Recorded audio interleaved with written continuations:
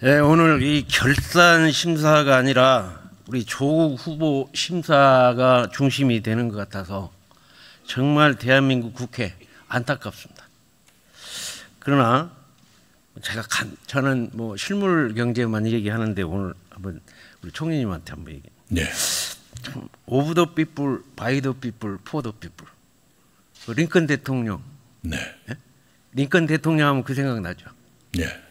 자, 여러분이 조국을 위해서 무엇을 할 것인가 생각해라. 애국심을 호소한 내용도 케네디 대통령 생각하죠. 문재인 대통령 생각하면 기회는 평등하게, 과정은 공정하게, 결과는 정의롭게. 이게 전 국민들이 알고 있어요. 그렇죠? 네. 그러면 공정과 정의를 집행하는 부서 장관은 어느 부서입니까? 네, 법으로서는 법무부일 거고요. 경제에서는 공정거래위원회가 중부입니다. 그렇죠. 그런데 법무부 장관 후보자가 그 공정과 정의에 가장 문제가 되는 장관이 되면 문재인 정부가 앞으로 미래 제대로 해나가겠습니까? 바로 그걸 검증하기 위해서 내일 청문회가 예정이 돼 있으니까요. 총리님, 네. 그 장관 추천권을 갖고 있죠. 네, 재청. 그러면 장관 지명 철회를 좀 대통령에게 요구할 생각은 없습니까? 네, 지난주 이 자리에서 제가 말씀드린 바와 같이 청문회 결과까지를 보고 종합적으로 판단하겠습니다. 제가 보기에는 아까 주광덕 의원님 말씀만 봐도 사전에 정책적으로 그러한 거라서 사전에 대통령의 결단이 필요하죠. 다 받아보고 다 지지율 떨어지고 나서 하지 마세요. 그거 한번 꼭 좀 유념해 주시기 바라고요. 우리 기재부 차관님 오셨는데 예. 제가 지금 4년 연속 예결위원 하면서 지역균형발전 특별회계 네. 이게 굉장히 강조했는데 예. 지금 이번에 이 질의를 하면서 조사를 해보니까 그거를 이 문재인 정부에서 많이 그런 개선을 시켜서 네. 발전을 시켰더라고요. 예. 도지사한테 물어보니까 많이 개선이 됐다. 다시 얘기하면 지역발전 특별회계 3.6조 원이 지방세에 포함해서 8.5조 원까지 순증을 하는 그러한 성과를 지금 만들어내고 있는데 거기에 대해서 좀 다시 한번 말씀해 주십시오. 예, 의원님께서 뭐 4년 연속 그 지역균형 발전도 지지도 강조하신 측면도 있고, 그다음 문재인 정부 들어서 지역균형 발전이 국가적인 시책으로 어젠더로 채택된 측면이 있습니다. 그런 점을 감안해서 저희들이 지역균형 발전 특별회계 규모도 늘리고 또 지역 간의 어떤 불공평도 개선을 하려고 하고 있습니다. 근데 이 얘기 들어보니까 3년간 한시적으로 한다고 그러는데 그 한시적인 거를 빼서 이제는 수도권은 이만큼 발전했으니까 그냥 한시적이 아닌 영구적으로 발전시켜 나갈 수 있도록 그렇게 최대한 노력하겠습니다. 자, R&D 분야 좀 얘기 드리겠습니다. 저 고용노동부 장관님 네. 계세요? 또 정책실장님. 제가 오늘 들고 온 게 하나 있어요. 제가 고구마를 들고 왔는데 한번 잘 보세요. 요 고구마하고 요 고구마하고 똑같아요. 예? 내용물은 똑같습니다. 제가 IMF 때 농업이 쫄딱 망하게 생겨서 어떻게 살려볼 것인가 해가지고 이 고구마 개발을 했는데 그게 R&D로 통해서 이 개발된 겁니다. 여기 어느 정도 저장성이 거의 없는 게 8개월 저장을 하고 선도가 그대로 유지되고 세척하면 색깔이 죽어요. 색깔 나게 하고 거기에 바이오까지 개발하니까 가격이 이 쌀 반값에서 쌀 2배 값이 됐습니다. 그래서 농업에 새로운 혁신이 일어났습니다. 이게 R&D입니다. 자, 제가 우리 고용노동부 장관님, 네. 지금 그 길을 위해서 우리 예산 내후년까지 5조 원 지원한다고 했죠. 예. 소재, 부품, 장비 개발을 위해서. 예, 그렇습니다. 그런데 세상에 상아탑에 밤에 불이 꺼지면 나라의 미래가 없습니다. R&D 산업에 불이 꺼지면, 저녁에 불이 꺼지면 이걸 개발하는 게요. 이 두뇌 개발의 최종의 극점 상태에서 창조가 일어나거든요. 밤낮 없이 해야 일어난다고요. 고용노동부 장관님, 지금 일본의 지금 근로기준법에 R&D 분야가 어떻게 되고 있습니까? 알고 계십니까? R&D 분야에서 활용할 수 있는 규정은 뭐 여러 가지 갖고 있는 것으로 알고 있습니다. 한마디로 할게요. 밤낮 없이 일할 수 있도록 했습니까? 안 했습니까? 이번에 개정된 법에서는 시간의 근로에 대한 적용 제외를 하고 있는 것으로 알고 있습니다. 일본은 전체 R&D가 밤낮 없이 일할 수 있도록 해놓았습니다. 노사 합의에 의해서. 그렇죠? 그런데 우리는 지금 저거 세 군데 해가지고 지금 몇 명입니까? 490명을 저렇게 제한할 이유가 뭐가 있습니까? 그 길을 하자면서요. 경제 개발에 이 제일 중요한 게 R&D인데 지금 판교 테크노밸리에 가면 밤 6시, 7시면 전부 불이 꺼집니다. 그래가지고 대한민국의 경제 엔진이 꺼지는데 발전될 수 있겠습니까? 소재 부품 2년, 3년 안에 개발하려면 밤낮 없이 일을 할 수 있도록 해야 된다고요. 근로자가 밤낮 없이 일하겠다는데 그거를 정부에서 막아야 할 이유가 뭐가 있습니까? 장관님 한번 얘기해 보세요. 예, 의원님. R&D 분야의 업무는 예. 우리 현행 근로기준법에 따르면 재량근로제의 대상입니다. 그래서 재량근로제를 통해서 노사가 합의하면 서면 합의로 정한 시간을 근로한 것으로 간주하는 그런 시간 제도도 갖고 있고 또 업무 특성상 선택근로제의 대상도 됩니다. 이번에 됐습니다. 세계 품목에 대해서는 시간이 없으니까 이 부분을 극일하자면서요. 네. 그러니까 이번 계기를 통해 가지고 R&D만큼은 네. 정말 연구 개발을 해서 이걸 만들어내야 된다고요. 그럼 밤낮 없이 일할 수 있도록 해주셔야 합니다. 네, 그거를 일본과 경쟁력을 키우려면 최소한 그거 하나라도 발목 안 잡게 해야 할 거 아니겠습니까? 네. 그거 적극 검토하셔가지고. 네, 네. 잘 알겠습니다.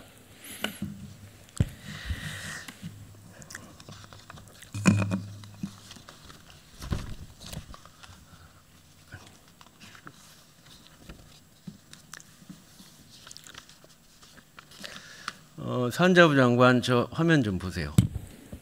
자꾸 저는 먹고 사는 문제가 제일 중요하다고 해서 그것만 연구를 하는데 한전 사장한테 이렇게 자료를 받아보니까 2015년에 11조가 흑자고 16년에 12조가 흑자고 그 이후에 문재인 정권 들어와서 7조 내려갑니다.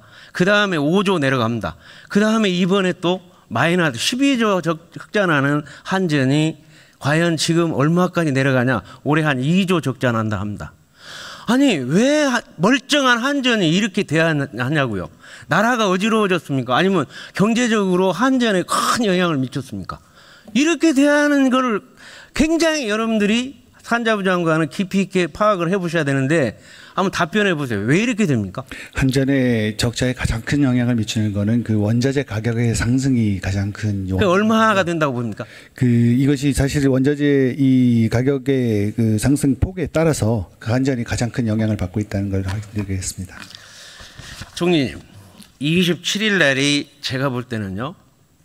해방 이후 한 70년 동안에 우리 대한민국의 첨단 과학기술을 전 세계적으로 인정받는 날, 최고의 경사의 날이라고 생각하는데 우리나라는 열중시하고 있어요.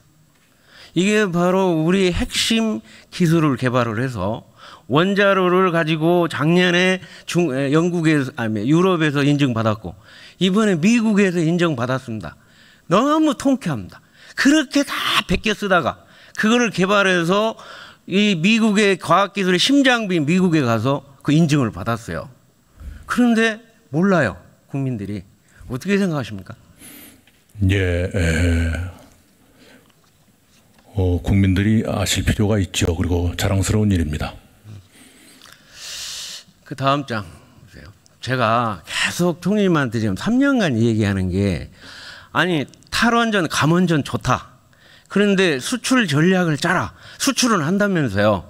수출 전략에 대해서 어떻게 진행되고 있는지 우선 산자부 장관님 답변해 주십시오. 네, 지금 우리 원자력 수출을 위해서 현재 가고 있는 사우디와 또 우리 영국 또 체코 등 비롯해서 여러 국가들과 함께 통합적인 원전 그 수출박과 함께 또 우리 원전의 주요 부품이 되고 있는 기자재라든지 이런 부품의 또 수출도 확대하는 등 종합적인 계획을 현재 마련해서 추진 중이고요. 좀 더 완성된 형태로는 금월 중에 다시 한번 정리해서 우리 정병국 의원께서 영국에 가서 원전 문제, 수출 문제 요걸 논하다 보니까 굉장히 한국이 필요하대요. 영국에서도. 그런데 문제는 뭐냐면 우리가 그러한 시그널을 줘야 된다고요.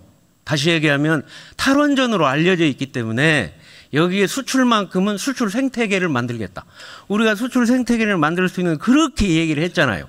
저기 보세요. APR 플러스가 이건 노무현 정권 때부터 시작해서 2,357억 원을 들여서 만든 그건데 지금 우리가 인증받은 APR 1,400보다 훨씬 더 우량한 용량 7% 증가하고 안전성 10배 증가하고 건설 기간이 5년에서 3년으로 단축된 그 어마어마한 뉴테크 2015년을 해서 만든 개발한 거를 왜 사장시키냐.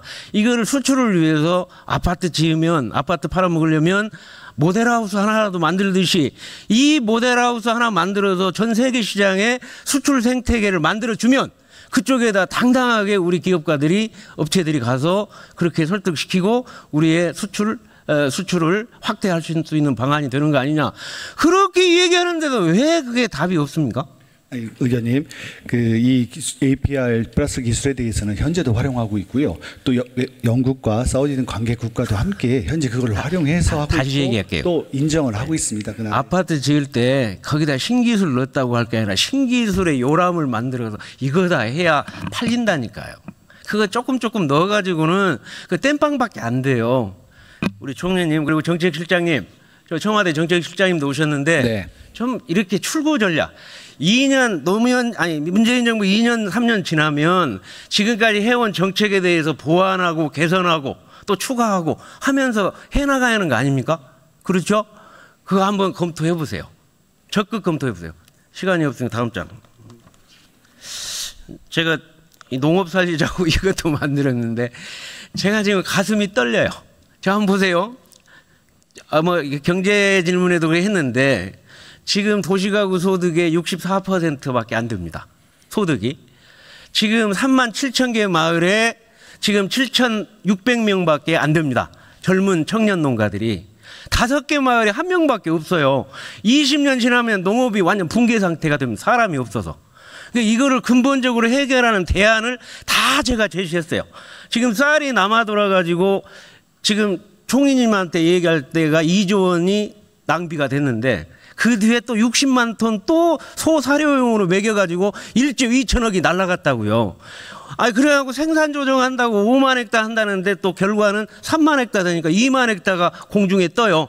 2만 헥타에서 10만 톤 나오면 또 2천억이 그냥 날라갑니다.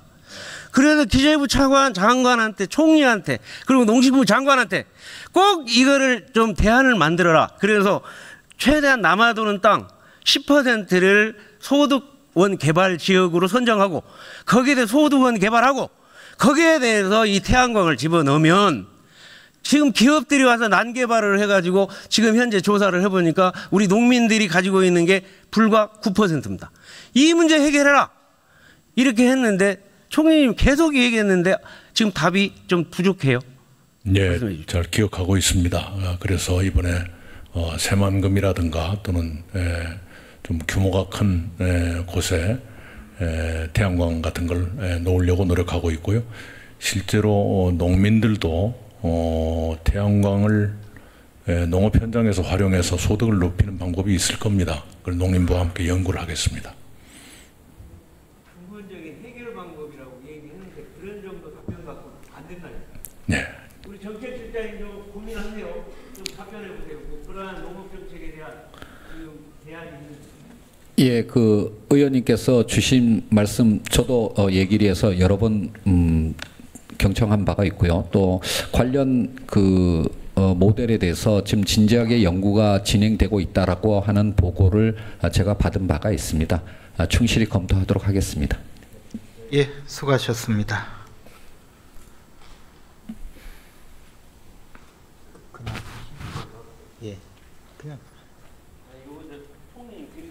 예, 수고하셨습니다. 다음은 존경하는 안호영 위원님 질의해 주시기 바랍니다.